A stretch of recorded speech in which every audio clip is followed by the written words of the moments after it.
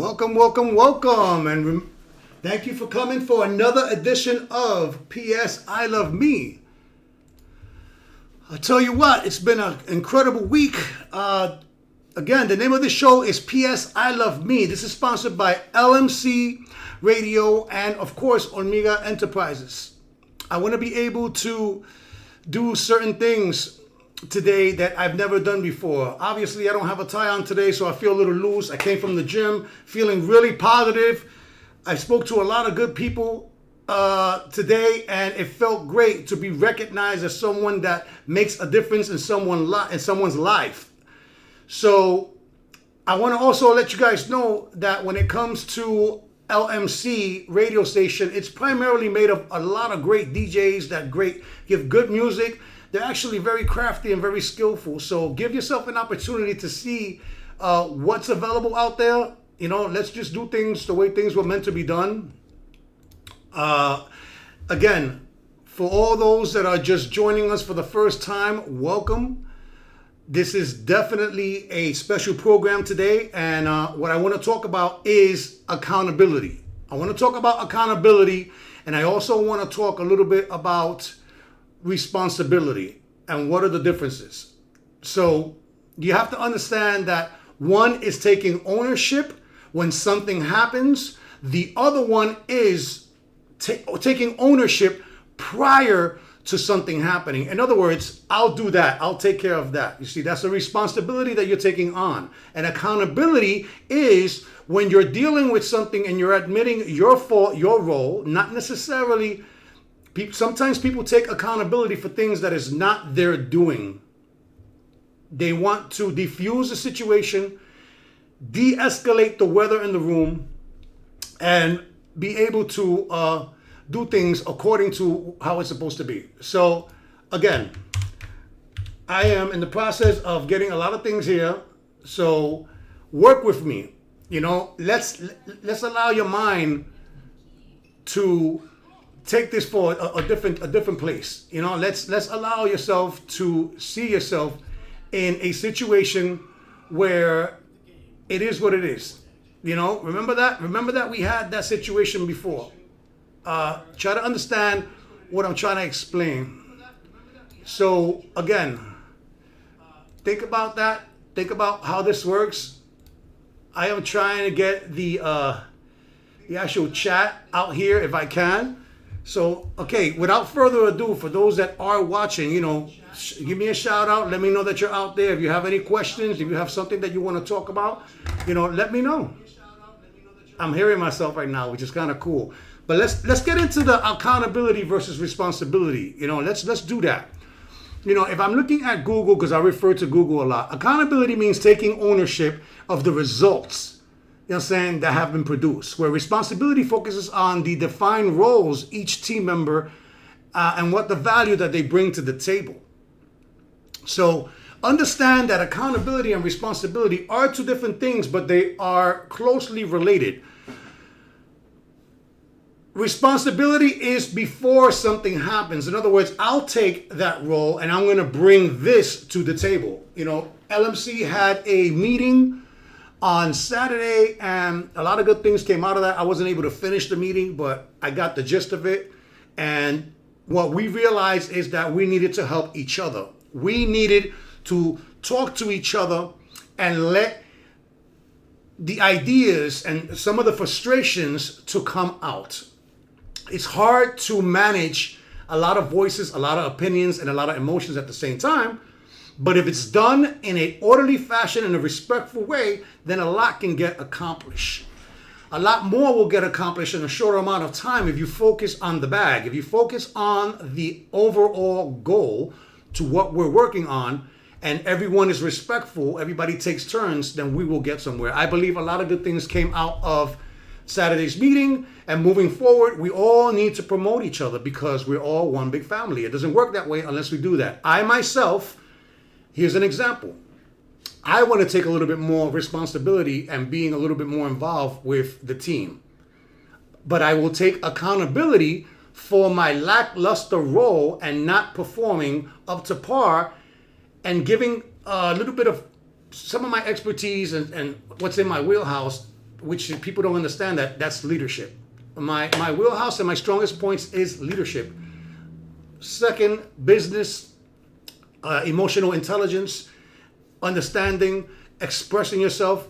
These are some of the things that I work on because that's what I want to do. I want to be able to express myself in a very eloquent way, in a very emotional, intelligent way. And if I get a little bit passionate and I get a little bit strong, like for instance, let's go!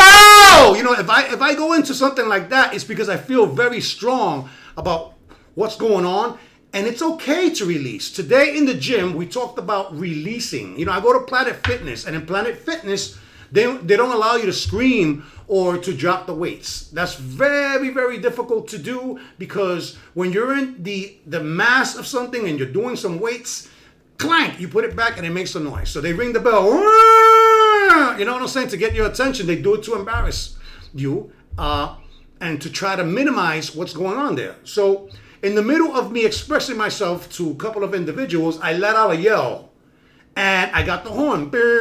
And that what they create is a consensus that anyone who screams or anyone that drops the weights is doing something wrong, is doing something bad. But I'll have you know that although it is the policy of Planet Fitness not to make noise, we're not in the library. You understand what I'm saying? So if I let out a scream and you want to put out the horn, guess what? You're celebrating exactly what I'm doing. Screaming is very beneficial. We're not talking about yelling out a lot of unnecessary feelings that don't need to be there. It's okay. You have no idea the benefits of yelling. You want to look at some benefits of yelling? Let's do that. Benefits of yelling. Let's share the screen. We didn't need that extra. So we'll do that. Just like crying or laughing can provide a rush of calm in moments and sadness or joy, a good old yell can give us temporary relief from anger and frustration. I think every emotion that we feel is kind of correlating action that goes along with it. So basically, they teach us not to scream. And let me explain something to you. Let's talk about anger for a few seconds. When you're angry, you got to let it out. You cannot suppress anger because it comes out in like a fire hydrant. It comes out too strong, too aggressive, and it's too many emotions attached. But if you can let out this anger before it becomes pus, before it becomes a wart, before it becomes an abscess, you have to go on deep. You have to go too deep and remove the sac. That's a physical term. I'm using an analogy. Understand what I'm trying to express to you. So I let out the scream, yes, and then I got the horn, right? And everybody started looking at me. I wasn't going to be entertained by people who live normally. What do we do here? We live above the norm here. We don't live like everyone else unless you're trying to blend in and hide in plain sight. That is a skill that people that live above the norm do on a daily basis. They hide in plain sight.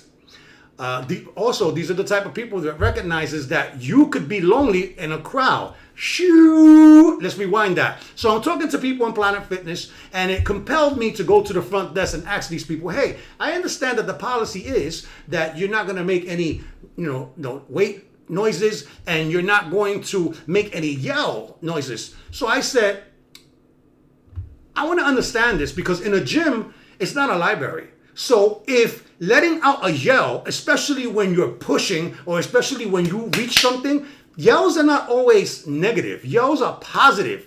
There's something positive in everything you do. And yelling is so great. Now, you have to be responsible when you're yelling. And you have to take accountability when you yell at the wrong time in somebody's ear, in somebody's space. You have to take account that you're not alone. So that being said, that's a good example. The next time I do it, I will be responsible to scream because I'm going to continue to scream and nobody's going to stop me. I'm going to continue to scream, but in a direction that is less repelling or less direct towards people that are actually coming to Planet Fitness. And I got to respect the fact that some people go to Planet Fitness because they don't want to hear the bars. They don't want to hear yells. Some people are intimidated by this. But I'm asking Planet Fitness to look at the mental health of this. And here's a solution. Why don't Planet Fitness create a yell room or a boxing room or a break room so that we can get rid of those frustrations that the physical activity that we're doing doesn't work. It's just an idea. So, like I said before, understand that there is a solution for everything unless it's medical and you have to rely on wishing and hoping. Do not rely on wishes and hopes for things that are in your hands. I've said this before and I will continue to say these things. I'm not running out of things to say. I am creating a consistency of positive thoughts in your brain. I'm not doing it. I'm pushing it towards you. You got to take this and do whatever you can with it. Accountability. Okay, let's go to the heart of it. So if you want to be accountable for the things you do, you have to recognize what role you are playing and effect on other people's livelihood. You have to be able to recognize when you are doing too much or not enough. Something else that we talk about all the time, right?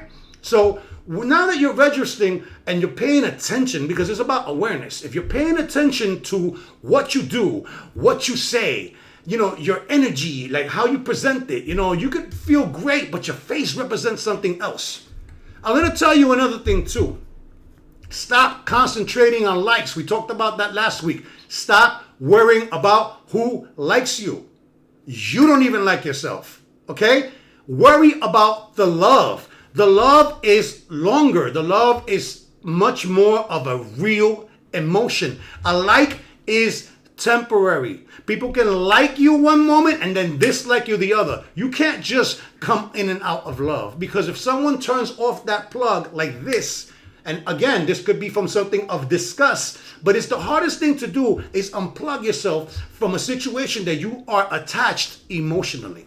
So now let's talk about responsibility. Responsibility kind of removes the accountability, because when you are doing something that is responsible and you're doing something in a responsible way, you are pretty much lowering the chances of having accountability for something, because accountability again is after the fact. When something happens, I'm going to take accountability for what happened. Hey, this was my fault. I could have done this a little bit better. But let's focus on whose responsibility was it, because accountability gets pointed in the wrong direction in so many different ways. There are people that would not take accountability and they will manipulate the situation to make it seem like you're the one who did something wrong. Don't fall for that. Don't fall for manipulation. Now, manipulation comes in many ways. It comes in the form of neglect. It comes in the form of ghosting, putting smoke, just allowing smoke, just throwing smoke out there to distract the real problem, because they're not looking for solutions. They're looking to focus on the problem, but they want to shift the accountability and sometimes the responsibility towards another person. Now, if you're the type of person that you like to take blame for everything that you do, hey, how you doing? I see you, Davia. Hey, if you take accountability for something that you didn't do, prepare yourself to continue to take accountability for things that belongs to somebody else. Maybe you don't want to hear it. Maybe you think that you're doing something well because you're going to take on the fault. It's like little kids. When you got a brother and a sister, or two brothers, two sisters, you got two kids, somebody does something and one of the siblings goes out and he says, hey, that wasn't Johnny. Johnny didn't do that. That was me. That's a little bit of empathy. There's a little sympathy there. But by you taking on this responsibility, it's okay to do it once in a while, but somewhere along the line, you have to understand that that is a false premise. You are never to take accountability for somebody else's actions, especially if it wasn't your responsibility to begin with. Now, if you feel guilty and you feel like you could have said something to prevent the cause and effect of accountability, then that's a different story.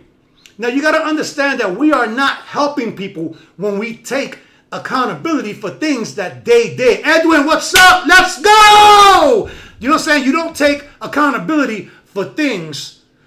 You know, where I come from the hood. I come from the ghetto. The ghetto. Let it be known. It's not a secret. How do we do in the hood? Sometimes people take the rap for something that somebody else did. Sometimes people take the rap because they're about to be a 3-time loser. They're about to get hit hard with their third penalty, and they are mandatorily going to go to jail. So you got to understand how this works.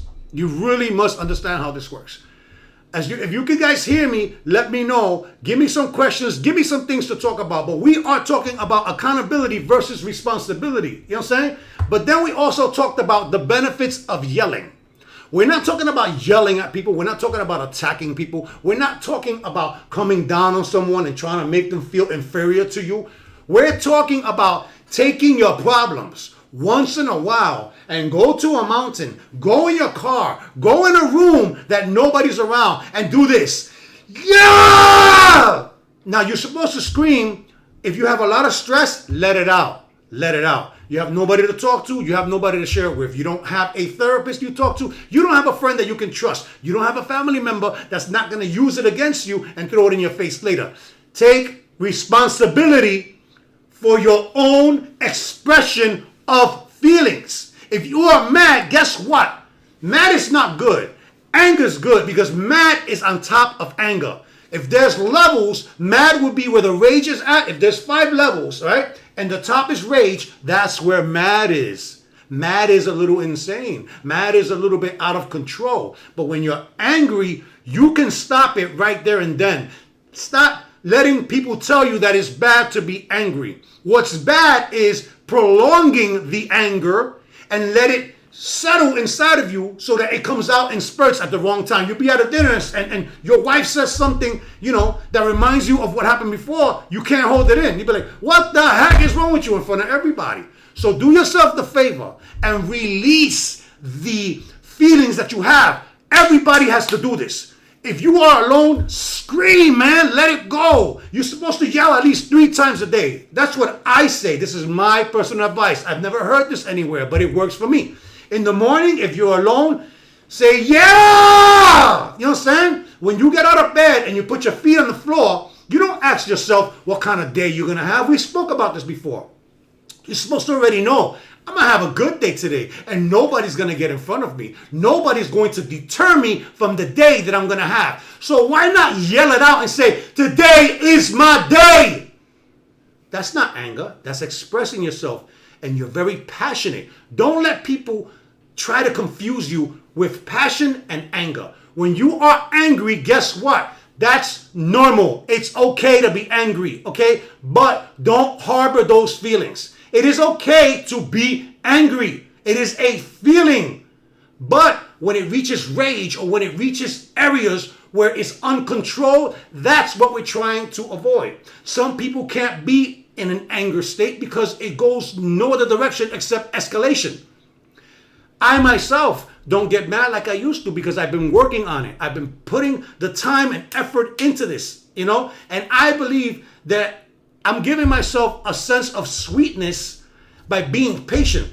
Now, don't misinterpret someone who doesn't smile. Let me explain what that means. A couple of years ago when I started this journey, yes, I see you, Rolo. How you doing? Wepa! I see what's going on right now.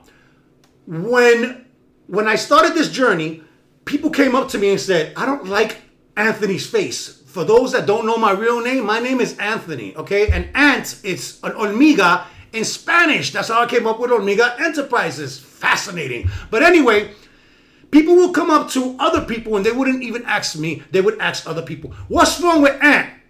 He's not the same. And people would be like, I don't know. Why? Because they don't come and they ask me. If they come and they ask me, what's up? Now, then again, that face is because I'm used to being angry all the time.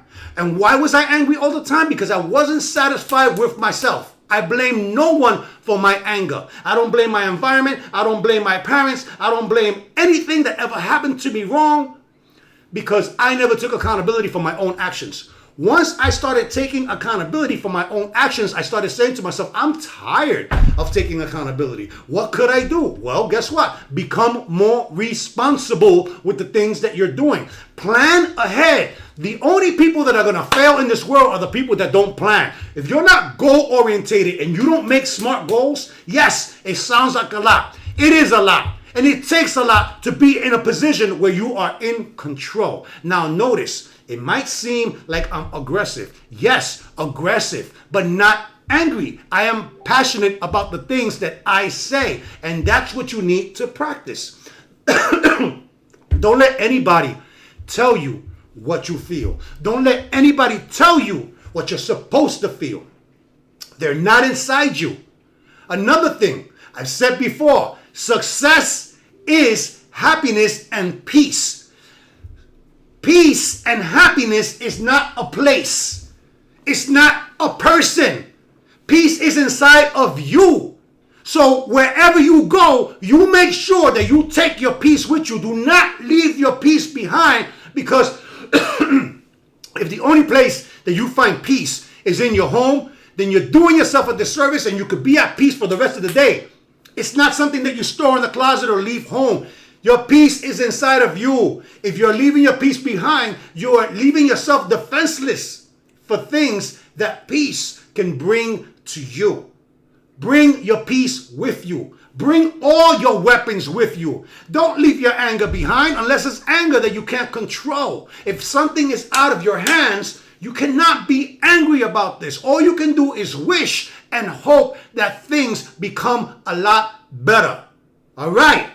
So that being said, we need to be responsible about where we look for our research. We need to be responsible for the people that we reach out to.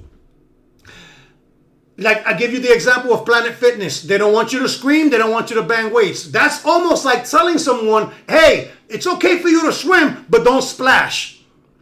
Yeah, right. But anyway, that's where the accountability comes from. You want to eliminate accountability?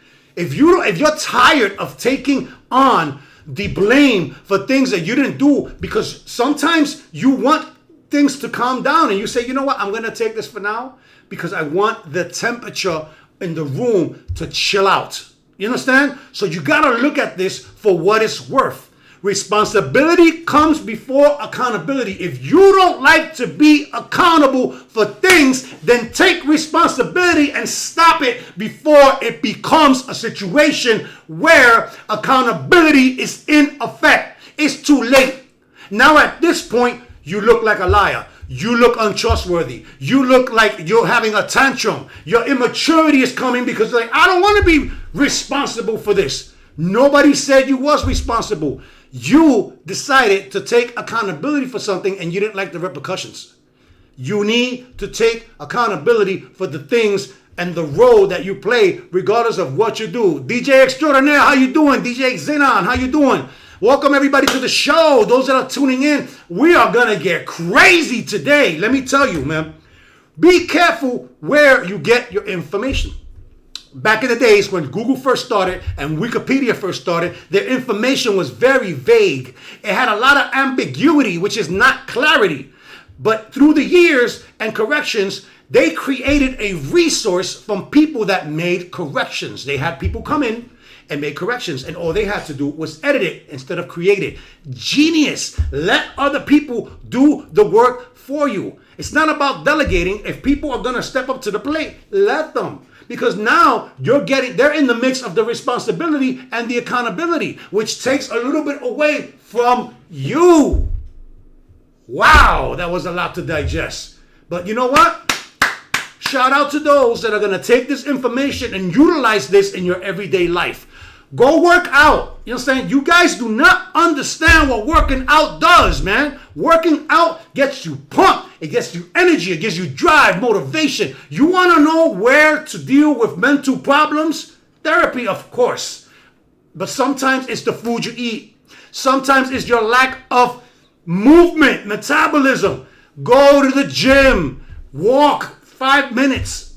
You know, but in the gym, it's all about progress. So if you do the same thing every day, if you're on your phone and you're walking very gingerly, stay in your house, man. Stay in your house, okay? Because what you're doing is creating an energy that doesn't belong in the gym. You know what I'm saying? You could do that in your house. I'm not saying to go to the gym. You have every right to go to the gym and do whatever you want.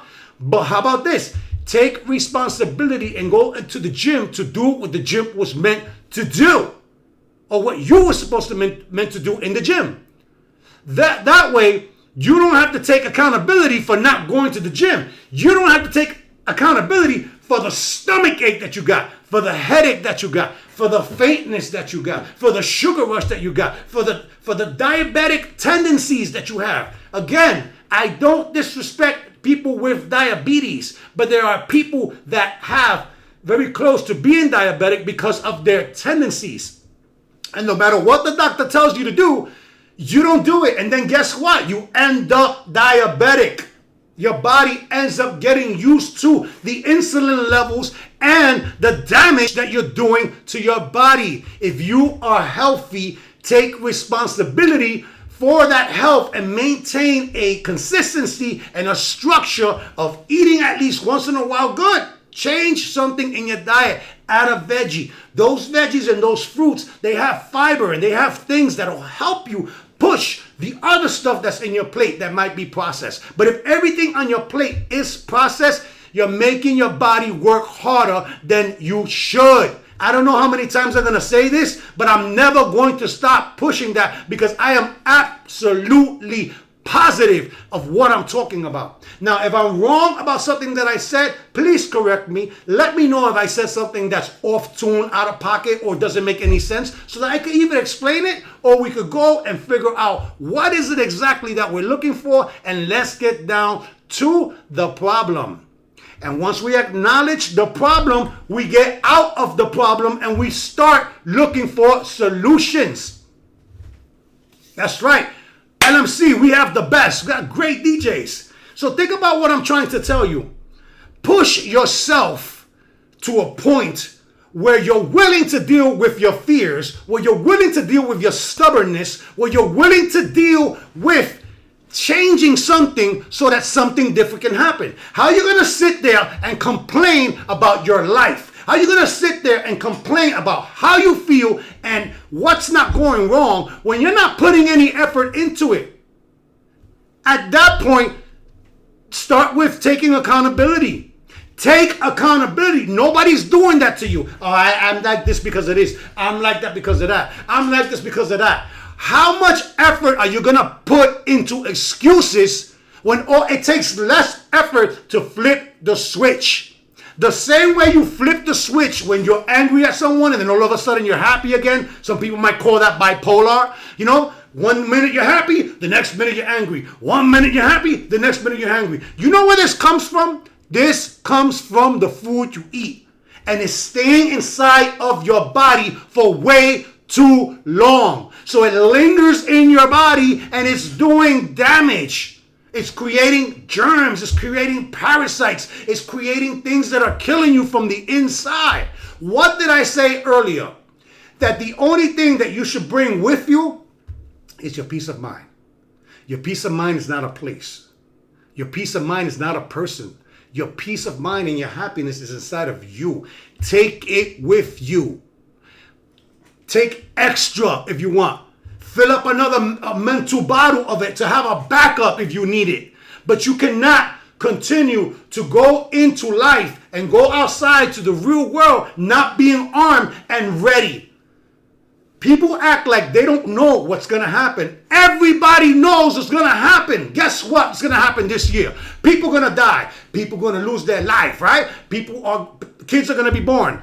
People are going to start going to school. People are going to drop out of school. People are going to get a new job. People are going to lose their job. You're going to meet new friends. You're going to lose friends. There's nothing new about that. But yet when it happens, people are like, oh my God, I'm not prepared for this. Yeah, you know why? Because you refuse to believe that life is going to be different for you because you think you're special. You want to be special? Guess what? Treat yourself like you're special. Treat yourself like you are above everyone else. Let's scare you a little bit.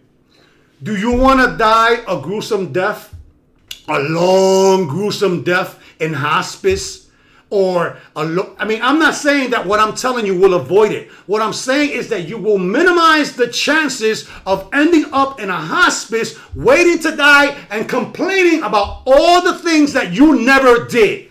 Your bucket list was never filled, and you probably never even created a bucket list. I personally don't believe in bucket lists.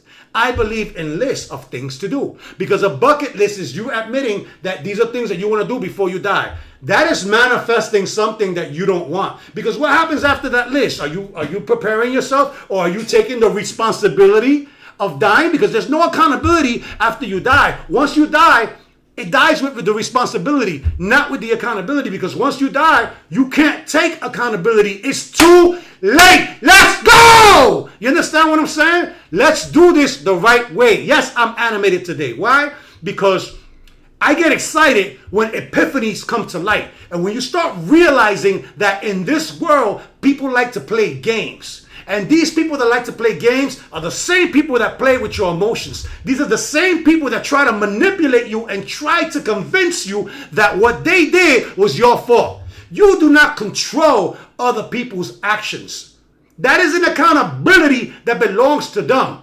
Oh, I wouldn't have done that if you didn't have did that. That may be right, but nobody forces you to react. I've always taught everyone here, take 2 seconds before you speak.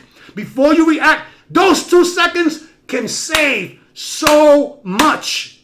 Those 2 seconds, it's called prudence. Those 2 seconds that you take before you answer, it could stop you. Be like, oh, I'm glad I didn't say that. How about a text? Before you send an angry text, don't press send. Hold it. Read it. Understand exactly how you feel. Give the other person that you're talking to a chance to notice that you didn't blurt out how you feel. Because when you get in your feelings, then you start the finger pointing. You did this, that, and you ain't this. And you know what? The hell with you, and blah, blah, blah, blah, blah, blah, blah, blah. Enough. Enough. You hear my tone of voice now? Enough. Relax. The tone of voice, the volume, 2 different things. The content, a smile goes a long way. A lot for you. Let's go back to what I was talking about before, because I wanted to finish that point. People will come up to me and they would say, hey, my mom's is asking me, or someone's asking me, what's wrong with you? And then the woman in my life, and I'm not talking about my mates or my romantic woman. I'm talking about my aunts, my friends' mothers, my cousins. They would tell me, man, why does it seem like you're always angry? I said, because you're looking at what my face is showing you. And unfortunately, when somebody goes through changes and they deal with anger management, you can't change your facial expressions as fast as you can change your attitude. Your attitude can change like this. But if your face is used to being upset or disgruntled or in a thought process, that's exactly the type of face that most likely happens. Now, when a smile comes out, it doesn't come out like this. It comes like this.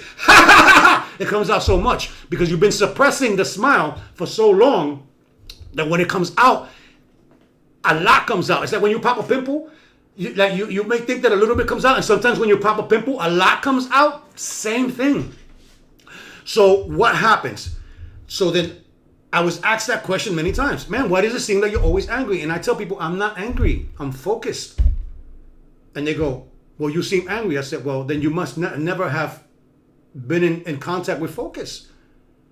Yes, my nephew is here, Emily. See, that's another lady in my family, in my life, that gave me good advice. It's one of my brother's mothers, brothers.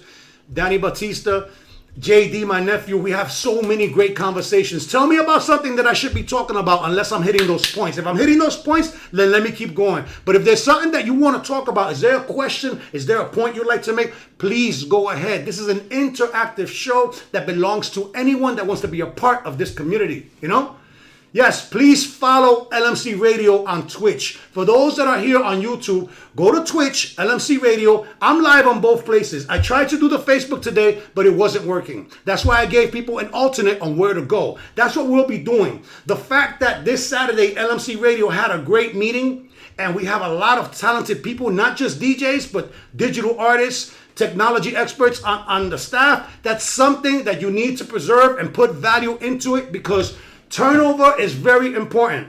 And that's just my little thing for what just happened. So let's go back into how someone determines where to look for resources. First of all, if you do your own research, that's a one-dimensional research. Meaning, if you go on Google and you rely on Google, then all you're going to get is Google.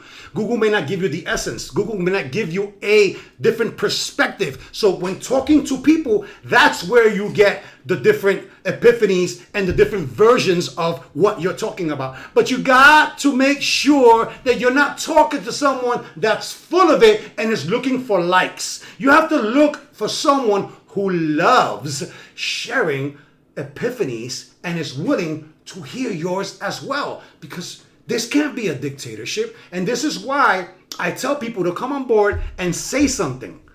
Come on board and say something. If for some reason or another I'm not hitting the areas that I'm supposed to hit, then this is why I rely on you guys to tell me something like this. So again, the point is that there's nothing sure in life except the fact that you're going to die. I'm sorry to bust your bubble, but we're all going to die.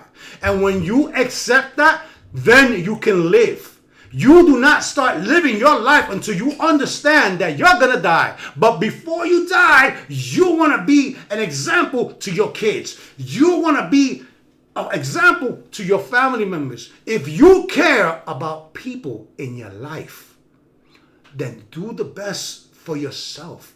Be the best person that you could be so that you could add quality to their life, and you could be accountable for the positive things and not accountable for the negative things. Let that sit in for a few seconds. Remember how we started talking about accountability, that we want to avoid it because that's the later stage? You want to take responsibility because that is the role that you played before you take accountability, and you are in charge of avoiding being accountable for something wrong that happens. Now, let's say nothing wrong happens and you did everything right. Guess what? Now you are accountable for that. And guess what? Because of the value that you bring in during the responsibility phase, when you first took on that role, now it becomes accountability at its finest. People need to stop using words one-dimensionally or negatively. You can take anything negative and turn it into positive. Anything, any word that you use, you can use it in a positive narrative. Let's stop selling ourselves short on how to utilize the English language, which is the most confusing language there is. You understand what I'm saying? Like, for real. Think about what I'm trying to express here. Like, let's take it where it belongs. We're going to get off the accountability and the responsibility talk just for a few minutes, and we'll bring it right back. Let me give you an example. Karma. Let's talk about karma. Let's say you are in a party and somebody is very drunk. I've said this before. This is not the first time I'm saying it. So if you've heard this before, play along.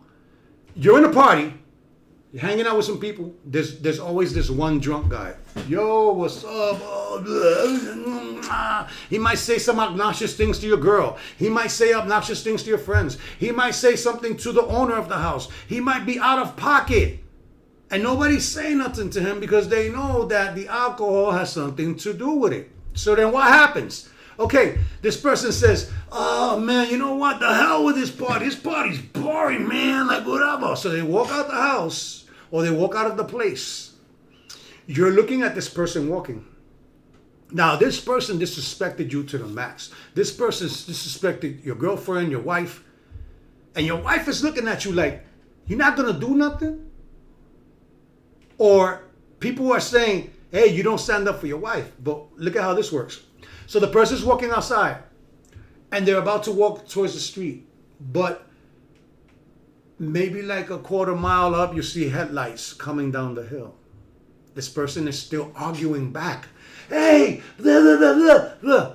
And you're like, and then the car's coming and they're moving backwards. So then now you're looking at a collision course where this car is coming and it's going to kill this person. It's going to hurt this person. You have a choice whether to warn this person or to let them get hit. That all depends on what you can live with. Are you wrong for letting this person get destroyed by this car? Yeah. Yeah. You definitely do not want to be responsible for this person, but you definitely don't want to be accountable for something that you could have did different. Let that person live to see another day. You don't want that in your conscience, because if that is what fulfills your conscience, if you allow that person to get hit by the car and you feel good about it, that says a lot about you. You cannot get involved with those type of things, because karma comes back to you. You had an opportunity to do something right, but instead you allowed something that you could have said something about. This is not wish or hope anymore. Now, what if you tell a person, hey, watch out, a car's coming, and he says, hey, up yours, and he still get hit? You're still going to feel remorse. You're still going to feel bad. If you have empathy and you understand what sympathy and empathy is, you're still going to feel that. But it's not the same thing, because you actually did something. Because that's what people around you would tell you. Hey, man, you tried to warn him. I said, yeah, but you know what?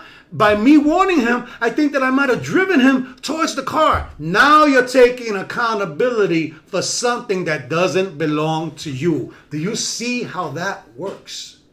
I had to bring it back. Good evening, Mrs. Lou Diamonds. How you doing? Welcome. It's been a while. How you doing?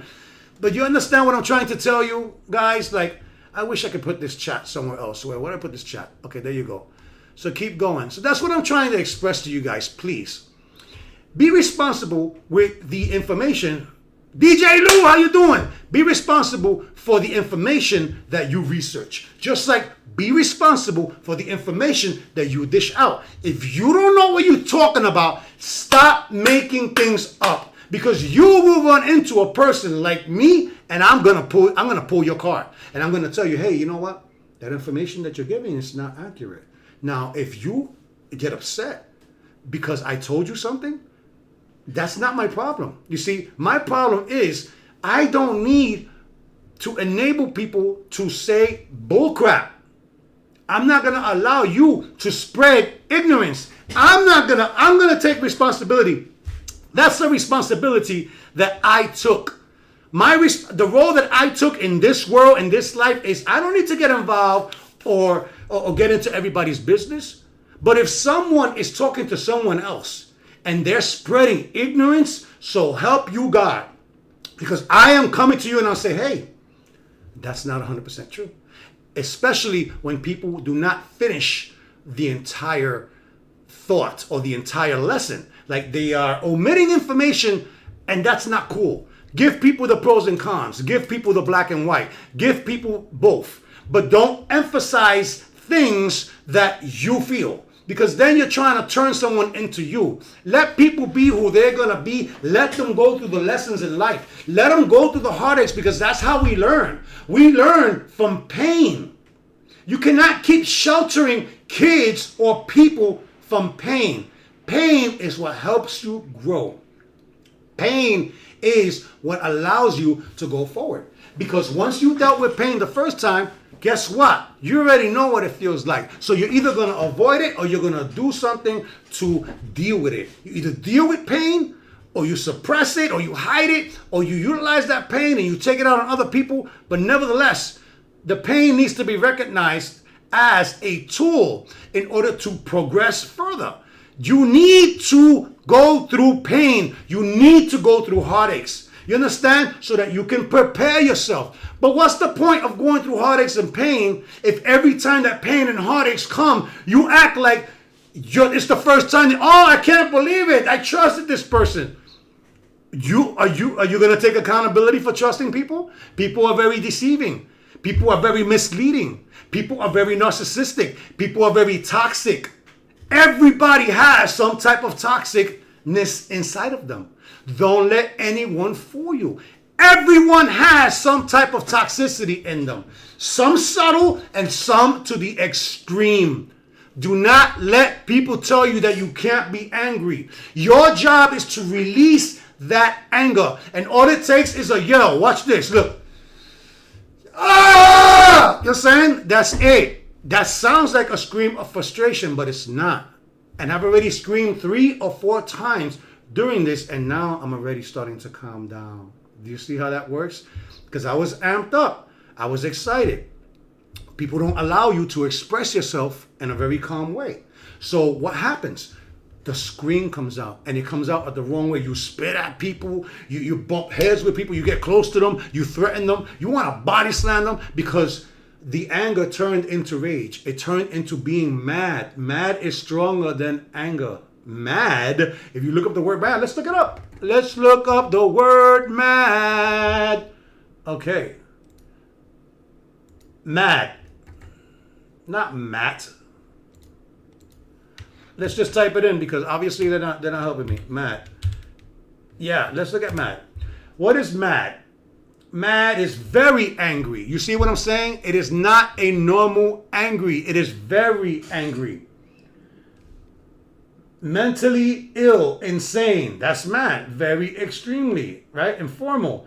Or make mad or insane. So understand what I'm trying to tell you, you know? I wasn't 100% sure about that, so that's why I looked it up. But mad is a higher level of angry. It's very angry. It's not just angry. Angry is okay. It's an emotion, for crying out loud. So why would you suppress anger when it could come out? It's like pop. You know what I'm saying? Manage your emotions, emotional intelligence. Get out of bed, already know what kind of day you're going to have. Tell yourself, I'm going to have a great day today. I'm going to have a great day. And nothing anybody says or does is going to affect me. But at least you're starting and arming yourself with a defense. At least you are starting to tell yourself that your attitude is going to carry you. You know, your attitude is going to help you develop these skills that you need. Honestly, you really need to do that. I'm not even going to look down because I was going to put the light, but let's just stay professional, right?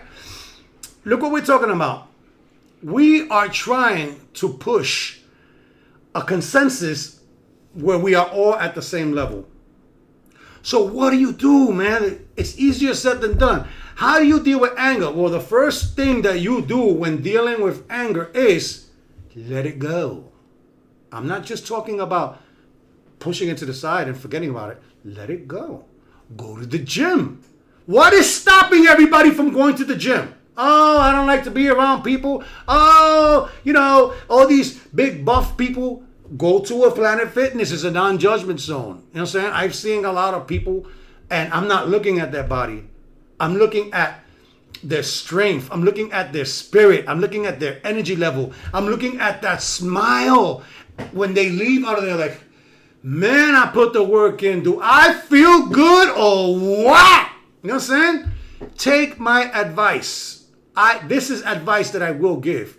Working out makes you feel good. If you're always upset, if you're always looking for a way to share that upsetness, take it out in the gym. You could get rid of being angry, being upset by yourself. You don't need to plant that seed into somebody else. You don't need to enable someone else to feel like you do. Misery needs company. But why? You're spreading misery. You're not getting rid of it. You're spreading misery. You're giving it over to somebody else. You're not being responsible. And you're not even being accountable for what you're doing. You blame them. Oh, nobody told you to do that. You're right there in somebody's presence. If somebody trusts you, if somebody believes in you, what do you think they're going to do? They're going to believe you. They're going to believe in you. So if people trust you, take responsibility for people that trust you, you know? Another way of manipulating people is through guilt of pity. People want to make you believe that they are victims of something because they're either not getting attention the right way or they invent something in order for you to pay attention to them. Somehow they lost your attention to something positive that they're not into, so they will invent something negative to draw you back into their attention or to stop you from doing something that they wish that they were doing. Bang! Okay? Stay on top of the game. Knowledge is what helps you deal with things. So look things up. If somebody calls you, you know what? In a relationship, I've been called a lot of things. You're this, you're that, you're this, you're that. So I look it up and I'll be like, bang, bang, bang, bang, bang. You know what? You're right. I do have narcissistic tendencies. You know, I don't have narcissistic disorder because a disorder is something that you can't control. Now, if I'm controlling my anger, if I'm controlling my fears, If I'm controlling my drive, my motivation, and my energy, what's left? I don't want nobody to feel pity for me. I don't want to put someone in a guilt trip. You know, when somebody blames you for something that you're not doing, it is one of the hardest things to digest.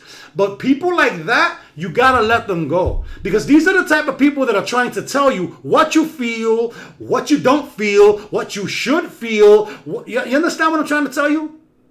These are the type of people that they give everybody advice, but they don't take advice of their own. You know, they don't live that life. You cannot trust people like that because it's coming from a bad place. Not saying that you can't learn something from anyone, but you have to be aware of this energy being faulty. This is an electrical fire about to start. This is not taking responsibility for, you hear what people are saying, but you listen to what is not just convenient, but what works for you. Convenience and what works for you are two different things. Convenience is you fulfilling your laziness. Think about this. If you're working on convenience, then everything that you do is easy. Now, let me explain something to you. Bill Gates one time said, I want to hire people that are lazy. And I read that and I was like, I didn't understand that until they explained it. The reason why Bill Gates rather hire people that are lazy, because lazy people will always find the easy way to do something. You see how that works? So think about this. There is a benefit to lazy people because there are more lazy people. So what will a lazy person is going to find the fastest and the easiest way to do something, because lazy people don't want things to linger. So then why don't we be lazy and find the best way to get something done, instead of using laziness as a custom or a stipulation for how you do things, you know? Let me see. I will open this up a little more. Be aware of manipulating situations and people who use you and your energy. Absolutely. Let's start with awareness. If you were following my Live Above the Norm podcast on YouTube, then you would see that the introduction talks a little bit about all the different subjects. Chapter 1, levels. You need to know if you're doing too much or you're not doing enough. Whether you're putting too much mind into something or you're not putting enough mind into it. Awareness of who the people that you surround yourself with. You are a product of your environment. When your mother, your father, your grandmother, your grandfather told you, tell me who you walk with and you tell me who you are or who you're going to be, they weren't lying. But if they said it in riddles that didn't make any sense, it's incomprehensible when you're young and your front cortex is not developed yet. You're not ready to understand those things. Those are wise tales for people that are ready to make that transition. Stop giving kids riddles. Set a routine to help prepare for the day. Yes, you should already know what you're doing today. You should already know what you're doing tomorrow. Because if you don't know what you're doing tomorrow and you don't have a checklist and you don't have cards that tell you what you're going to do, then guess what? Expect to be lost from the beginning of the day. You may be able to do your routine in the morning. Oh, I can't live without my coffee. Then why are you living for? Oh, I can't live without my coffee. Coffee is what I need. So you need a substance in order to get your day started. So you're already starting the day with a necessity. You're already starting the day with something that you say is absolutely necessary for you to get through your day. How long does it take to enjoy a cup of coffee? If it's hot, it might take a half an hour. And then comes this. Dun, dun, dun, dun, dun, dun, dun. I'm drinking my coffee and I'm on my phone. And I'm drinking my coffee and I'm making phone calls. And then you get caught up with this. And then you get caught up with the TV. By the time you know it, an hour passed by. So your hour of coffee became a leisure activity of absolutely nothing. What is the point of putting caffeine in your body if you're not going to let caffeine engage you into some type of physical activity, not a mental activity? Because why would you use caffeine to stimulate your brain when you could use other things to stimulate your brain? You could use other foods. You don't want caffeine to stimulate your brain because caffeine only lasts for a certain amount of time.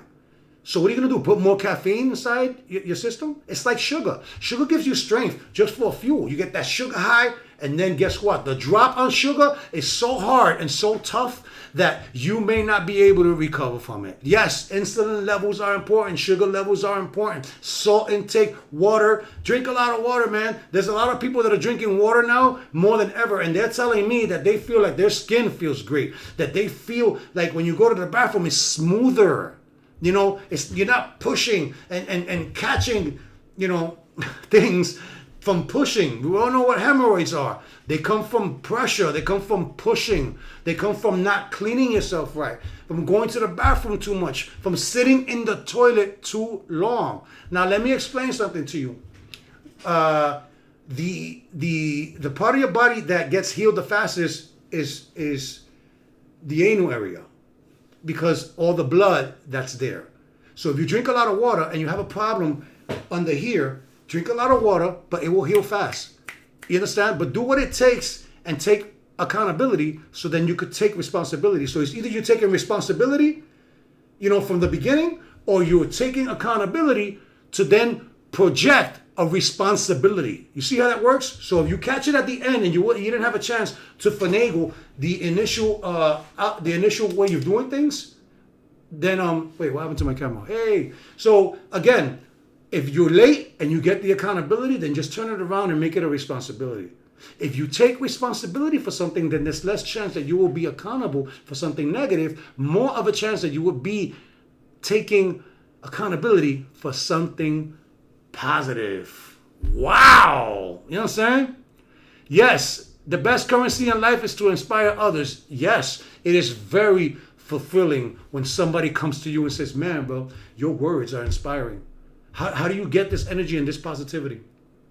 And it's the closest people to you that will tell you that you're being phony, because they're not ready to accept the change that you made, especially parents. Because parents, as much as they want to see you develop and as much as they want to see you grow, they don't, because they're not ready to see you as a man. They're not ready to see you as an equal. They'll be your parents for life, but when you reach a certain point where you're married, you have kids, you have education, you have experience, then they realize, sometimes they do, that you have surpassed your parents.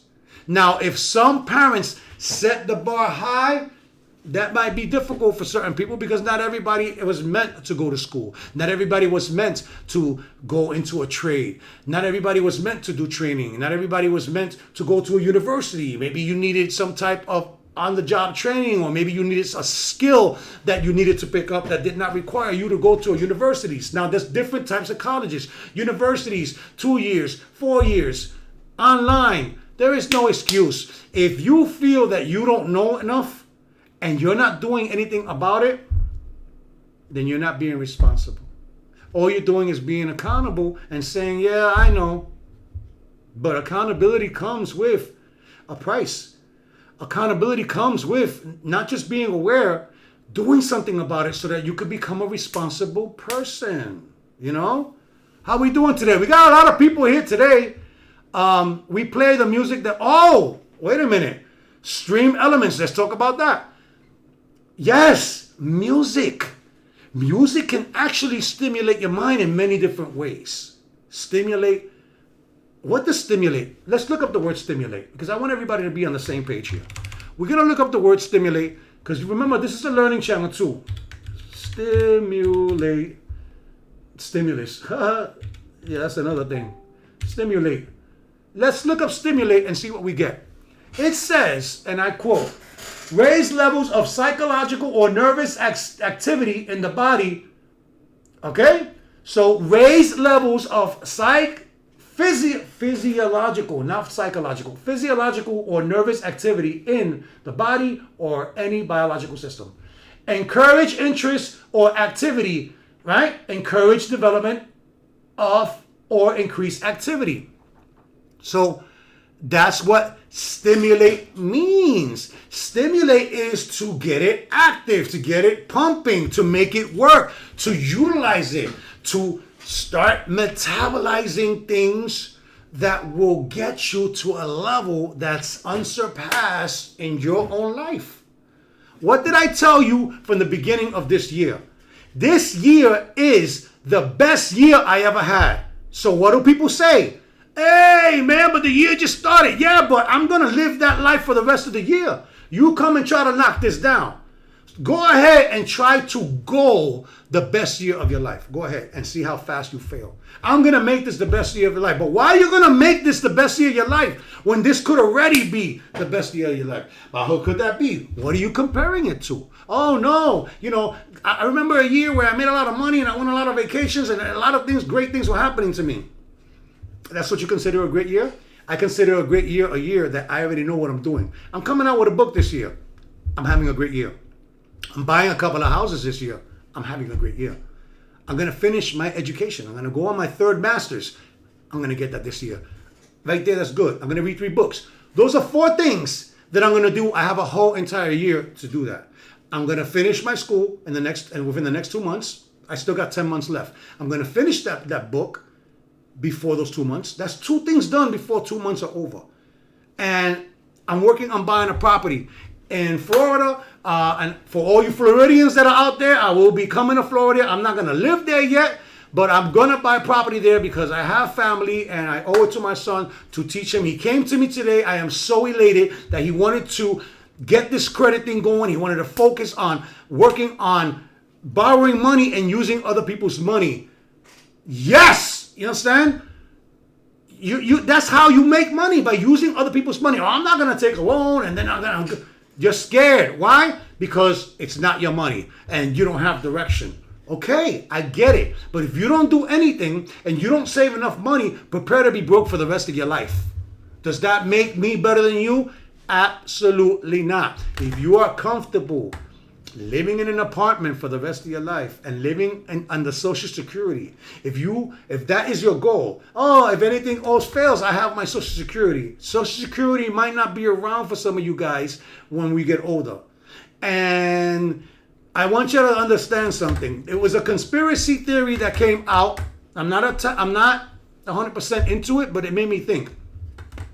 If you wanted to free up some cash or some money, you would get rid of the older people because those are the people that you have to give Social Security to.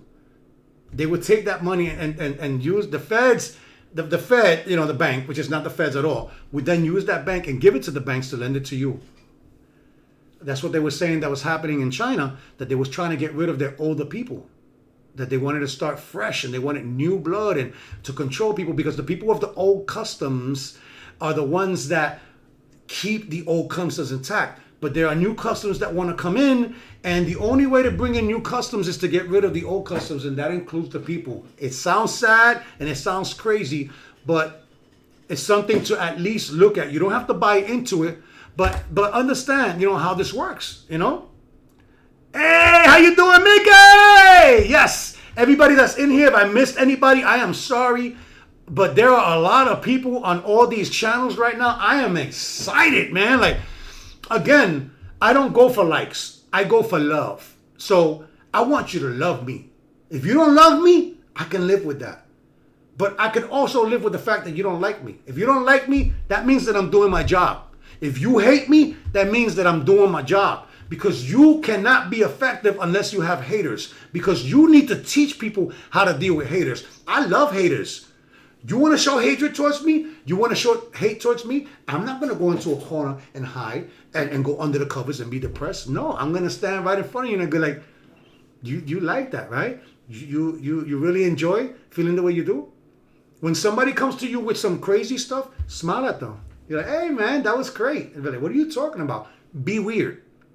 When somebody is trying to dish something negative off to you, change your availability face. Change your availability posture. Change your availability mentality. Stop being available for people that want to waste your time. Stop allowing people. Am I good? It's 7:06. I don't know if somebody else is coming on after me on LMC. So you need to tell me if there's somebody that's coming after me, let me know. If somebody is. This is for the LMC crew. Please let me know if somebody's coming after me. If not, I will keep talking because I am excited, man. For the people that suffer from depression. Ask yourself why you're depressed.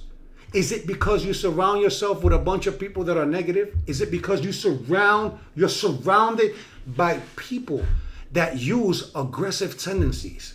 Now, think about this. Aggressiveness is not always wrong. It's what the narrative or the motive behind the aggressiveness that's important. Be aggressive for positive things. Be aggressive to annihilate, hate on the spot. You don't get rid of hate by arguing with it. You don't get rid of hate by entertaining it. This is not a circus. You know what I'm saying? This is not a circus. I don't entertain clowns. You know what I'm saying? So if you want to do immature things and clown things, I get it. Everybody's entitled to that small level of toxicity. But understand that when it reaches a limit of consistent negativity, I'm not impressed with any of that. Negative people don't turn me off. Negative people that don't do anything about it and are not trying, they turn me off. Because that means that you enjoy being negative. That means that you don't have a problem putting a group together, to have a whole negative group. This is the type of people that will tell something to somebody, and that somebody will hate you or dislike you because somebody said something. Those groups that are gossipers, bochincheros, those groups that focus on the negativity, complaining, looking for contradiction, like pointing fingers, that stay the hell away from those groups. Stay away from the groups that bring you down. Now, there are people in this world that somehow they bring you down, but it's not them. It's because they remind you of something. You might have some PTSD of the past. And it could even be that same person, the same person that's trying to help you, could have hurt you in the past, or could have reminded you of some of the worst times that you've had in your life. You understand? Yes. How you doing, JT? Think about it. Think about what is going on in your life at the point of contact. Start the day off by knowing what you're going to do. And if you can't get up and know what you're doing, then set it up the day before. Google has a calendar. Fill it up. If you're bad at birthdays, put people's birthdays inside your calendar. But don't put people's birthdays that are not worth it and won't reciprocate. Do not put people's birthdays that don't look for you. Because what you're doing is taking accountability for something that doesn't even exist. You wish that it was different. How you doing, Ma? You already know. Nobody else is coming on after me? I got the whole stage. Let's do this, because I know what to do with this stage. A lot of people say that I was meant to do this, that I was born to do this. I will tell you that is a lie. I was not born or meant to do this. This took hard work. This is not natural. I am camera shy, but I am not shy to have a conversation with people. So what did I do? I took the strength of talking to people, talking to groups, being expressive.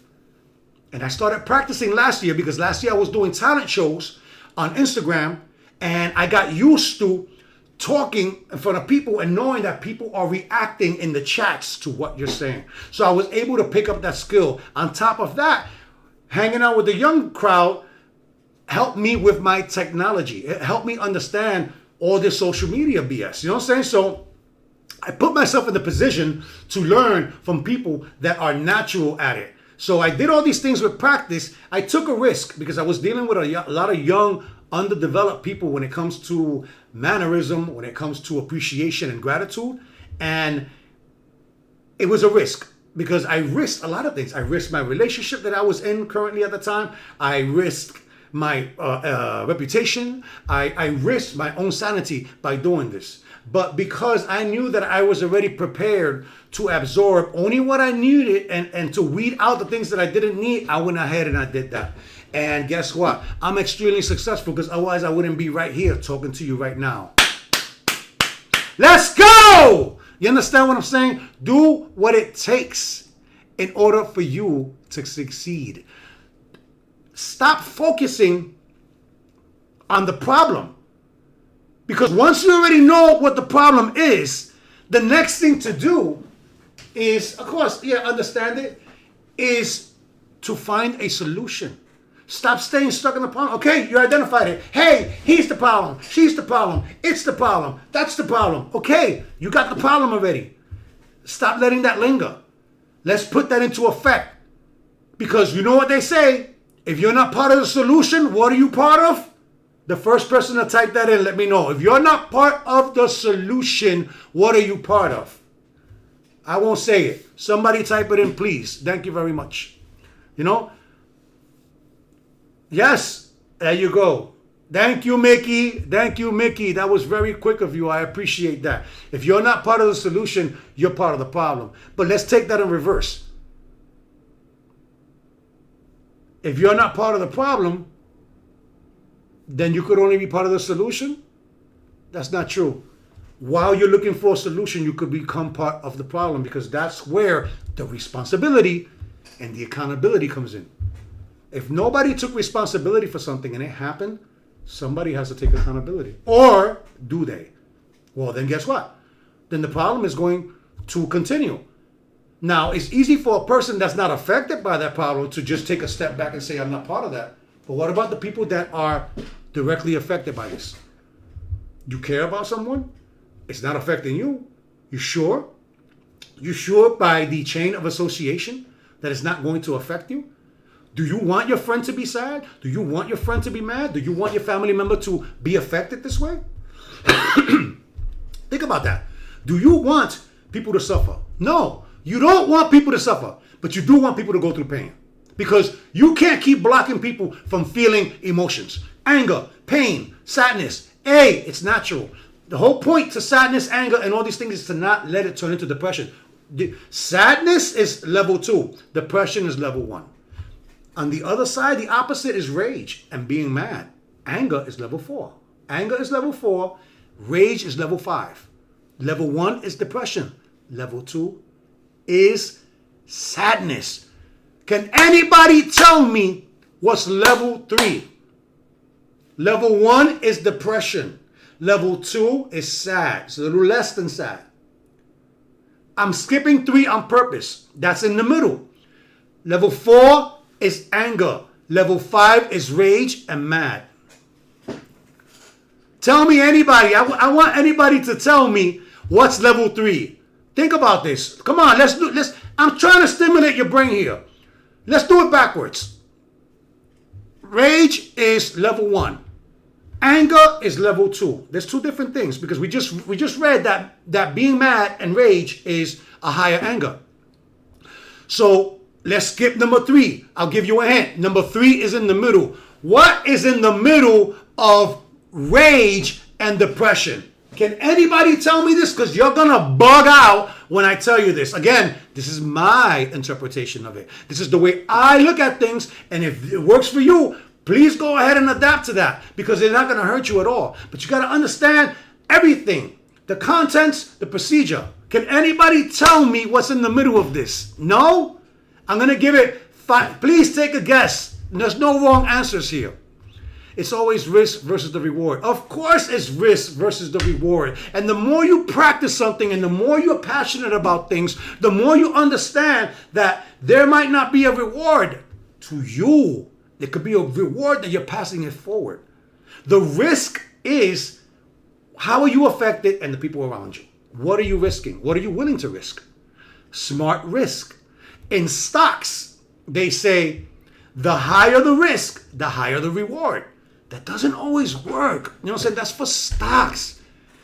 In life, the higher the risk, the higher the penalty. If you keep chancing risk, you will lose, because you're putting yourself in the position to go through these same instances, and they're not always going to work. In life, does everything work? Do we not fail at some of the things we do? But don't we make adjustments when it comes to this? Don't we make adjustments? Oh, no. Well, guess what? That's the beginning of accountability.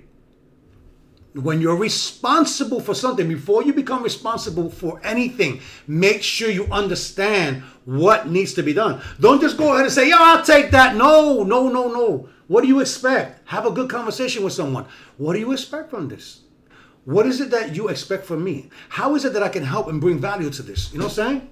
So I'm going to tell you what's in the middle. I'm so excited because this, if you was paying attention to my level above the norm, you would know, because on chapter 1, levels will tell you. Let me tell you what's in the middle, but I'm going to go through it one more time.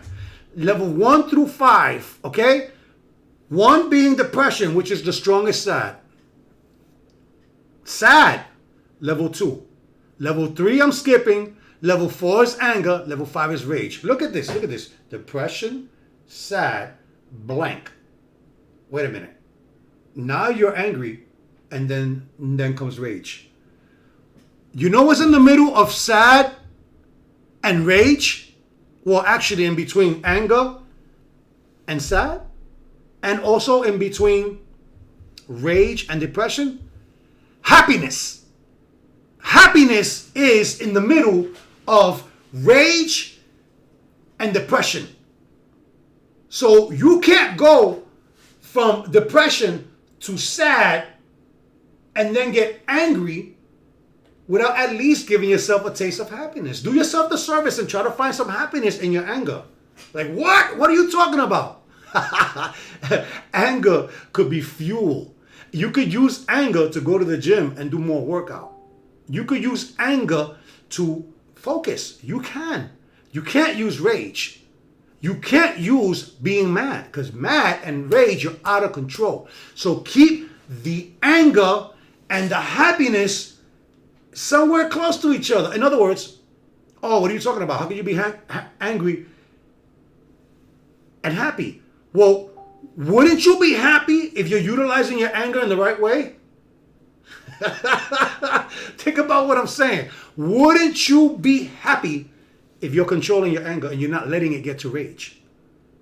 Wouldn't you be happy if you felt sadness but you didn't allow it to become depression? That's a win. And how do you do that? By understanding that if you take out the happiness, level 3, and you just have 4 levels: depression, sad, anger, and rage. But open it up a little bit and put slight happiness in there. How could I be happy to be sad? Because you're not depressed. How could you be happy to be angry? Because you're not at rage. It's not at a level that's uncontrollable, because when you become depressed or you become in rage, it's too late. You seen rage? I've been in rage. I'll break things. I start throwing things. I start cursing everybody's mother out. I've done so much damage because of my anger that I will never be able to erase that. I'm not trying to erase that. I'm trying to deal with it. I've done so much damage to people. I don't want people to brush it under the rug. Come to me. Tell me I hurt you. Tell me that I did something not to help you, that I hurt you, so that I can apologize to you. You understand? Straight up, and I can say, I didn't know what I was doing. I was entangled in my own system. I was so lost, and I was so angry because I was unfulfilled with myself. I knew better. I made mistakes. I did it anyway. Why? Because I wanted to be liked. I didn't want to be loved. I wanted to be liked by people who don't care about me. That's what's happening in social media right now. People are paying attention more to likes than love. I'd rather have 1 person love me than 5 people like me. So I'd rather have 2 people love me than 10 people like me. That's my ratio. So if I have 10 people that love me, then I guess there's 50 people that like me. But guess what? Those likes can turn into loves. You don't want love to turn into like, because love is supposed to be eternal.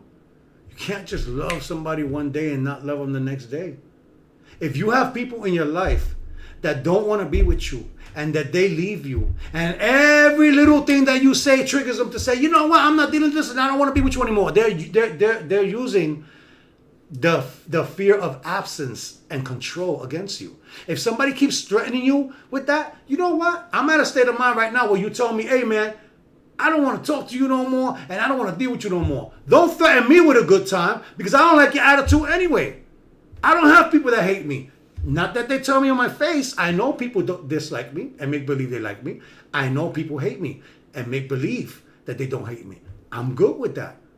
That's up to you. You want to be phony? That's your call. I choose for you not to be phony. If you hate me, tell me, because I love you. If you don't like me, I'm not interested whether you like me or not. Let me know when the love comes in. Let me know. You know, I was told today, somebody told me today, all these problems that you have with people, that should tell you something. That's in the past. I had problems with everybody because I have problems within myself. It was me. It was my fault. So since I didn't take responsibility, I had to become accountable for my actions, because responsible is the plan. Responsible is knowing what you're doing before you do it. So I had to take accountability for all the damage that I did. It's hard, man, when I sit back and I realize the things I said to my mother, to my father, to my brother, to my sister, to my own daughter, to my woman at the time, to anyone that I would come across, you know, a nasty individual. They'd be like, yeah, you know what? I told him. Nasty energy. Not being able to see opportunities or the green flags, not just red flags, the green flags, the opportunities that come to you, because you always got a freaking problem. If you're the type of person that you are always disgruntled and you're always mad, get some help. If you're not willing to go to the gym, like you've been advising everyone for years, if you're not willing to eat better and you don't care about your health, then why the hell do we have to care about you? Let's go! You understand what I'm saying? Happiness is in between sad and anger. Anger is more of an action. You're feeling it. You feel sad too, but sadness is more of emptiness, loneliness. When you're angry, you feel tense. There is a tense to sadness, but it's a debilitating sense, as opposed to anger, which hypes you up. So if you're angry, go ahead and be angry, but do something with that anger. Stop taking it out on other people. Stop pointing fingers. You know, put some value into the world, man. Stop with your excuses and oh, I'm mad all the time. Of course you're mad, because you ain't doing nothing. Of course you mad. Oh, things don't go my way. Are you sitting there waiting for something to come to you? Because when you're in control of what happens next, you don't want to lose, especially if you're putting work and effort into something. You don't want to lose. That's why people don't put effort into things, because they don't want to lose. But if you don't want to lose, how are you going to win? That doesn't make any sense. Of course it does. If you don't go through the trials and tribulations of life, how the heck you expect to learn something? You're not going to take it seriously unless it comes with something like this. You know, if things come easy, you're going to take things nonchalantly. If things don't come with pain, trust me when I'm telling you, pain was meant to make you stronger, not make you weaker. Absolutely. You understand? Tell me, everybody, please share this, man. Share this, because if they don't get to see the live, at least they get to see the recording that comes after. I don't do much editing. I don't edit what's in between. I edit the beginning if it takes long for it to come up, or at the end there might be just too much of a prolonged nothing. You understand? So that's the only thing that I edit. I don't change anything I say. If I say something wrong, I listen to my own show, and I'll say, you know what, I could have done this better, because this is a show to teach us how to love ourselves. How are you going to love yourself if you don't take accountability or responsibility for your actions? Whether it's a plan to do things right, or take accountability when something doesn't work. It feels good to fix things. Trust me. Once you start fixing things, it's like an addiction. Once you start going to the gym and seeing the results, what you said, JD, the rewards. Going to the gym is not a risk. It's not a risk in going to the gym. The only time that becomes a risk is if you don't go to the gym. You understand? Look beyond it, move forward, solution-based ideas. Absolutely. Aren't those SMART goals? JD, my nephew, one of the people that I rely on, he's younger than me. I rely on my nephew because his brain is not like a regular person. He refuses to see things how everybody else sees it. He sees it for what it is. And those conversations that we have are very similar to what I do right here. I have a lot of recorded conversations with him. You know why? Because we are problem solvers. And we identify the problem at its roots, not at its showing. Because that's an illusion. Another thing is, illusions turned into delusion. Too many illusions turns into delusion. If you watch TV all day, you are delusional. Trust me. Whether you see it or not, okay? There will be situations in real life that you think the advice that a TV show was suitable for what you're looking for. If you watch too much TV, if you're at work 8 hours and you watch 4 or 5 hours of TV every day, you should be having meaningful conversations, positive and growing conversations. I made a decision this weekend. I said to myself, the only conversations that I want to have are about growth and the future. I do not want to live in the now, and I do not want to live in the past. And if you live in the now, there is an attachment to the past that can't allow you to think about the future. If you're living right now, that's not enough. There's an attachment to the past that's not allowing you, I said it twice, to think about the future. Stop playing games with your life. Do you want to end up in a hospice or in a hospital where you say to yourself, and this is the biggest thing with older people and their wisdom, you don't want to be an old person sitting in your deathbed talking about all the things that you didn't accomplish. You want to be able to accept death when it comes and say, you know what? I lived a long, glorious life. Even if it was a short life, at least you tried. You went down swinging. I don't respect people in baseball, and I know this is not easy to do, but the people that for those that play baseball and they get struck out looking like it was down the pipe. Oh, how did you get caught out there? Because you was expecting something else. Listen, if you're playing baseball and you're doing all this and the ball comes and you don't do nothing. You got struck out looking. You didn't even swing. I don't even care if it was late. At least try, swing. Don't get caught looking. Swing. Because that's a strike. It's easy. It's not easy. Ball's coming 100 miles per hour. You have to make a split-second decision. But if you see the ball is going to go somewhere near the strike zone, you need to swing at it. I mean, you swing at everything else, things that are on the ground, things that are up here, things that are way outside. You're not going to swing at something that was, oh, that's very interesting. And like I said, it's easier said than done. But if you're a professional ball player, you know, what do you say? Oh, I wasn't expecting that. Okay, sounds good to me. Something that I don't understand. But I play baseball, don't get me wrong. You're not going to catch me looking like that. I'm swinging. And if you throw the same pitch to me twice, I'm sending it. You know, for those that know how I play ball, I'm sending it over the fence. I'm 52 years right now, and I will challenge anyone to hit a ball further than me, throw a ball further than me. And I'm not saying that I'm the strongest, and I'm not saying that I'm the best, but this is a challenge to try to engage the audience. You play baseball, you throw hard, you hit hard, let's go to the batting cages. You're a golfer, let's go golf. You play tennis, let's play tennis. You play handball, let's play handball. You want to work out, let's work out. Anybody that wants to do anything physical with me, let me know. I'll come to you. Where you at, Philly? Let's go to Philly. Where you at, Delaware? Let's go to Delaware. Where you at, Virginia? Where you at, Florida? Where you at, Denver? Where you at, outer space? I'll call Elon Musk. I wish. But anyway, it is what it is. You got to do what you have to do. And you have to be able to stop making excuses. Don't make excuses for anyone. Don't make excuses for yourself. Don't take accountability for things that is not your problem. Unless you're getting involved to help someone understand something that they may not be understanding. Contribute to this society.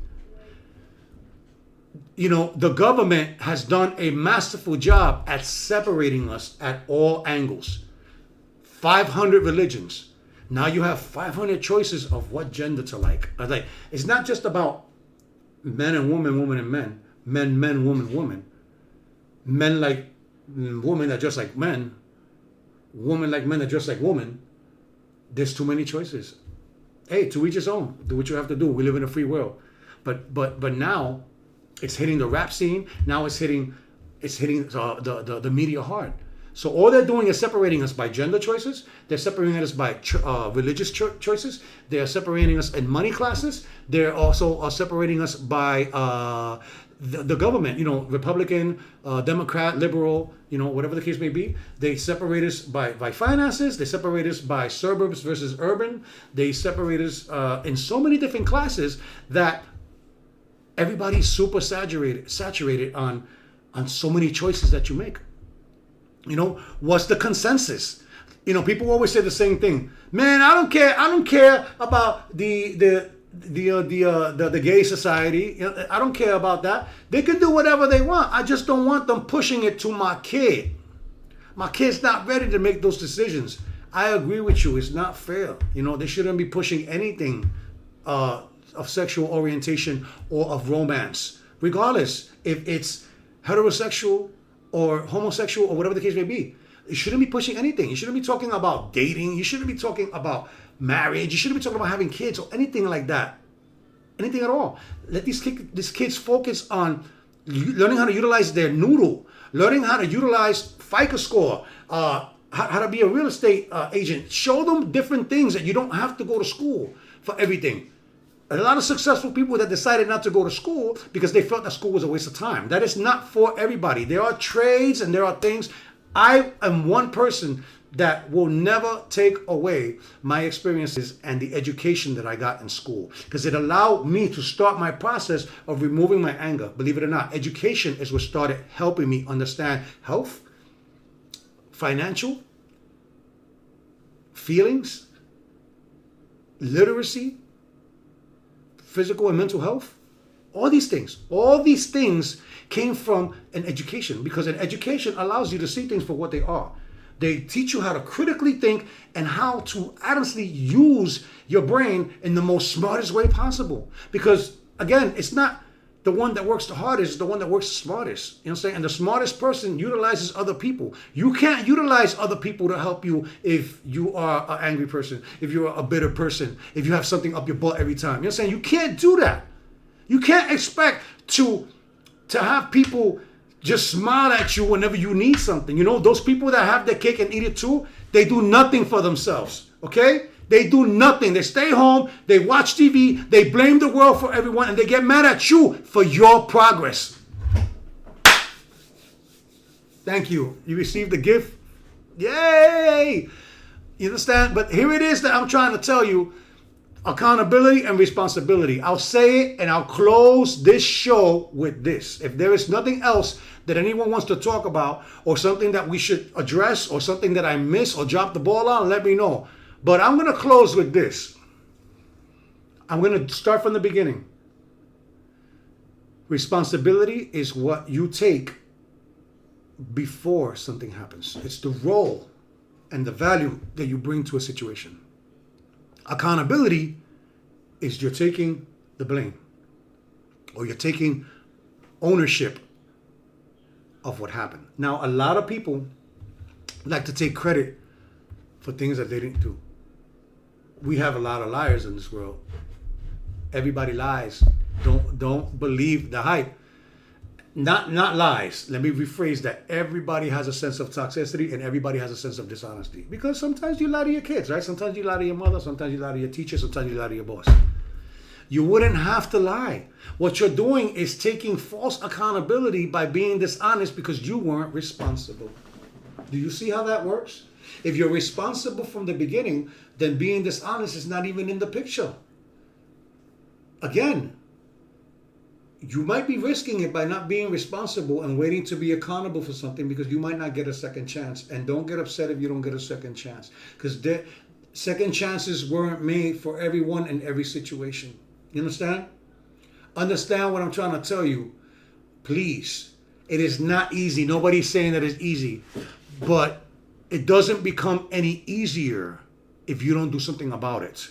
As a matter of fact, it becomes harder because you're stuck on your ways. You're stuck on your stubbornness. You are stuck finding reasons to entertain why you're not doing anything for your life. You blame everybody else. It's the type of person that says, man, what am I doing wrong that these young kids have houses and here I am at the age of 40, 45, 50, 55 and I don't have a house here? You're not educating yourself on home ownership. You're not taking responsibility to do the research to buy a home. Oh, the prices in New York are high. Okay. You make more money in New York. The economy is different in New York. You don't have to live in the city. Apartments are outrageous. As a matter of fact, for the amount of money that you pay for an apartment in New York City, you can get a house in upstate New York, Yonkers, maybe even Long Island, believe it or not. There are still some places that are up and coming that you can get a house. Okay, I don't have no money for the down payment. Do you know that an FHA loan is only 3.5 down payment? So if the house is $400,000, 3.5 times 4 is 14,000? If you can't save 14,000, then you are not ready for this world. And I'm not saying that to disrespect people who do not have 14,000. But if you're not planning, if you're not focused, if you're not pushing yourself, like if you don't get up in the morning and you say, today I save money, and whatever I don't spend that I usually spend should go into an account. Change your habits. Keep spending the way you do. Keep spending the way you do, but allocate those funds into something else. In other words, one less chip, one less cupcake. One less cupcake? Okay. Cupcakes cost like $1 if you're lucky now. So what if you eat a cupcake a day? That's $365. Okay, that's not a lot of money, right? Okay. So those $365 goes into a bank because you didn't eat cupcakes for a whole year. And then guess what? Your body didn't eat cupcakes for a whole year either. So you replace the cupcake with an apple or fruit. Now you're going to spend less money on the other junk that you eat because your body is not calling for that junk. Oh, I don't want to eat healthy food. Healthy food is not expensive.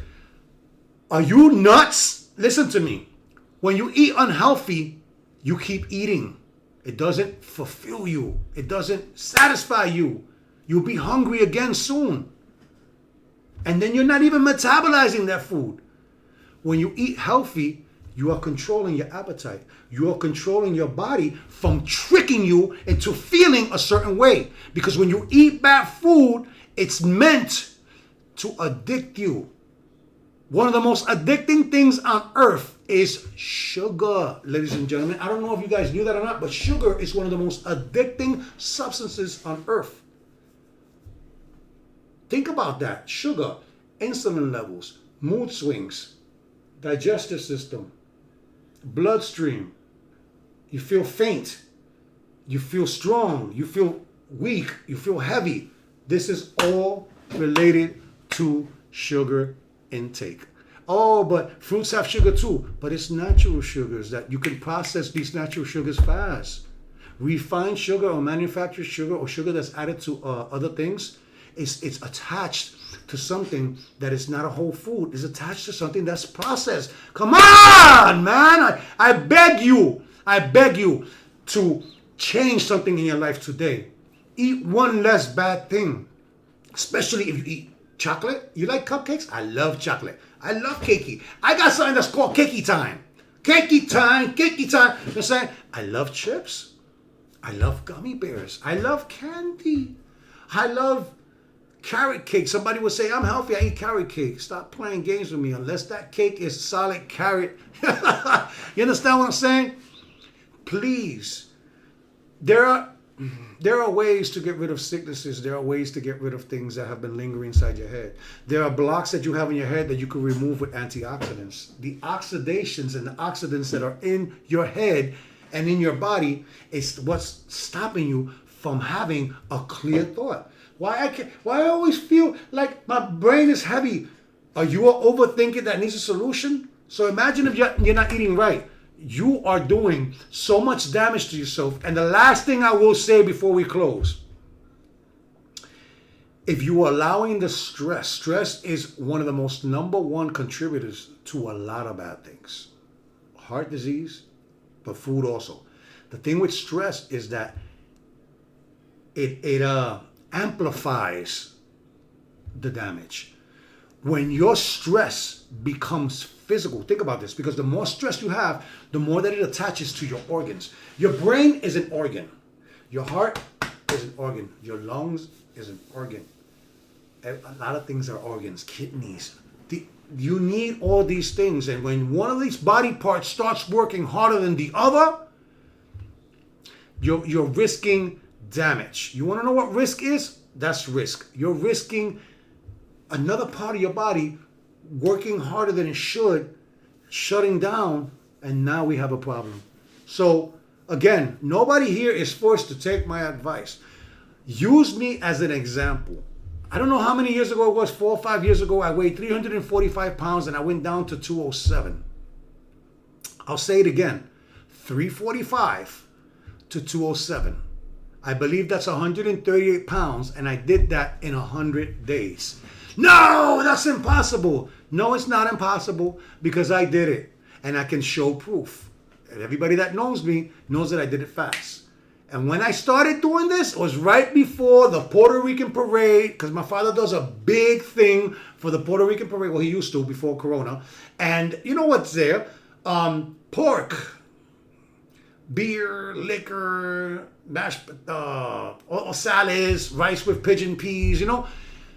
And I decided to go hardcore right before that. And I went through that day without eating anything or drinking anything. So I stopped drinking, stopped eating bad foods. I fasted. I drank a little bit more water. I became dehydrated because of that. You see the effects of not being accountable, responsible, and balancing things out? I dehydrated myself, and I have lingering effects from that, but I'm getting better at it. But I lost the weight. Not only did I lose the weight, I felt like I lost a person. And that person that I lost was the person that came together from all the bad stuff that I ate, or the stuff that I wasn't doing. The anger, it started leaving with that person. I still had issues because I didn't understand how things work. But here I am, 2022, 52 years old, that understand the moving parts, because I decided to do the correct research, be passionate about it, disciplined, and serious about what I'm doing. Take my advice. If you need help, find me on the low. You can find me on Instagram. You can find me on Facebook. You can find me on Twitch. You can find me on YouTube. You can find me on TikTok. You can find me. I am easy to find. Trust me when I tell you. So do yourself the effort and find me. DM me. We'll have a conversation about getting you started if you're really serious. My first home cost $17,000 in my 20 years. Just saying, the best thing I did in my life. Foreclosures, plan your future. Absolutely. I never had a home under my name. It was always under a significant other or somebody else that I was involved with. Many years ago, I don't know if you guys remember when Eric Estrada was doing commercials for property in Fort Myers and in that vicinity. Cape Coral, Fort Myers, which is Southwest Florida. They were selling properties for $5,000. They were selling land, a quarter acre for $5,000. You can't find land for less than $30,000 in that area now. Bought a home with the land for $235,000. In 3 years, it went up to $320,000. So now you have instant equity. You use that money, you invested in the business, so on. I was able to buy another home. Again, that home was not under my name, so I don't get credit for it. I was able to buy a second home, a money-making property, you know what I'm saying, an income property, and I was able to invest in a business that I took to the next level, which is towing.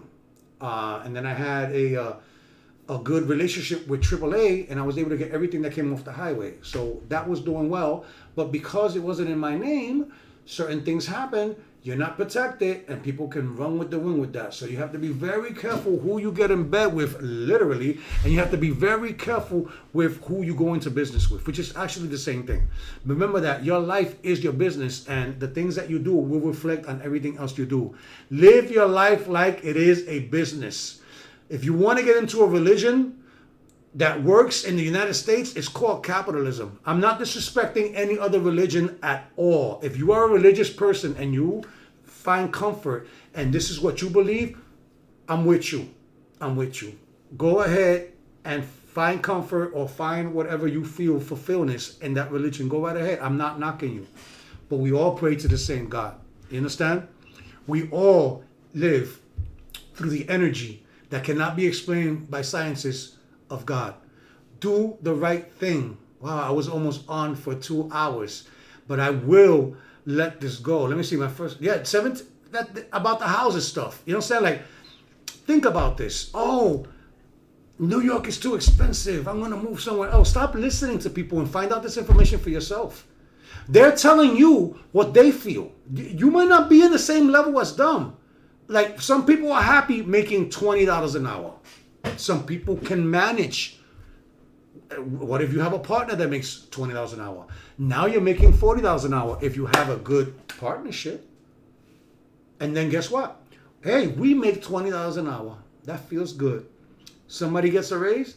Now we make $42 an hour. I get a raise too. Now we make $44. And by the time you know it, you make $50 an hour. You just increase your salary by 20%.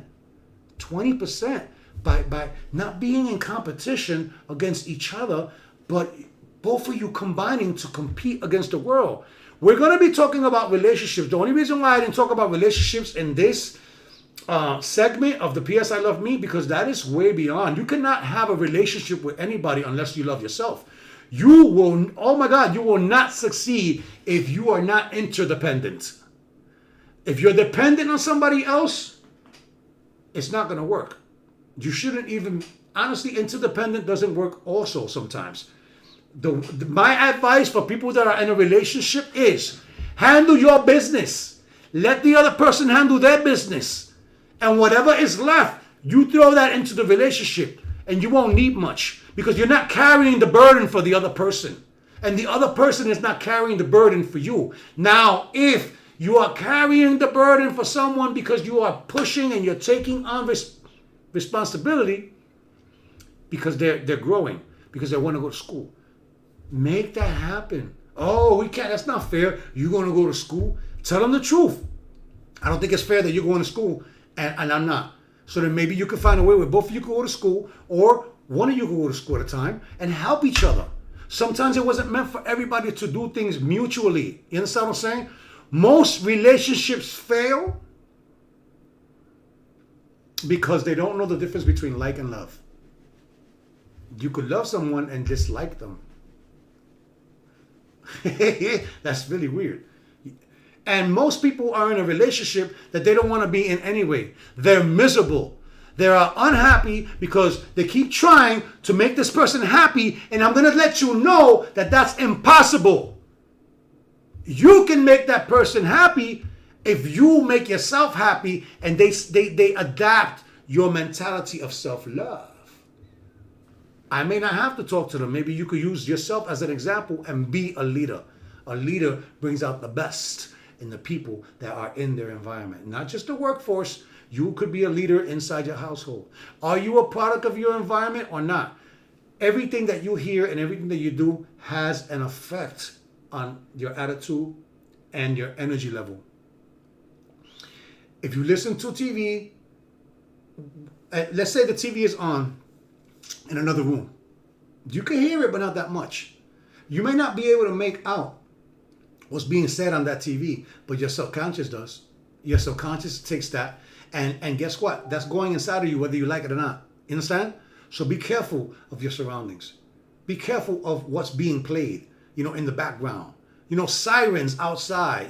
Back in the days, that was the big thing. When I moved out of the hood for the first time, I felt off because there are no sirens. There's no people screaming, "Oh yeah, mátalo, lo mataron!" Or sirens and noises and gunshots and police and ambulances and fire trucks. And when I went to a new place, it was hard to make adjustment because I was so used to noise.